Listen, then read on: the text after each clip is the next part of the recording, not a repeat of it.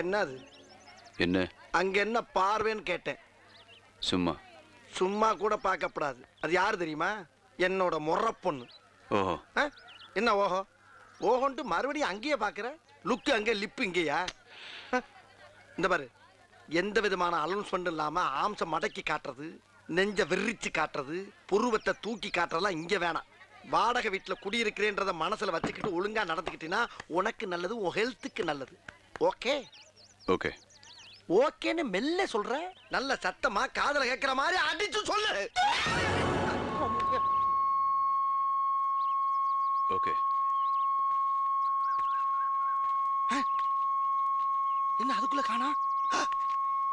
என்ன தேடுற? என்ன தேடுற?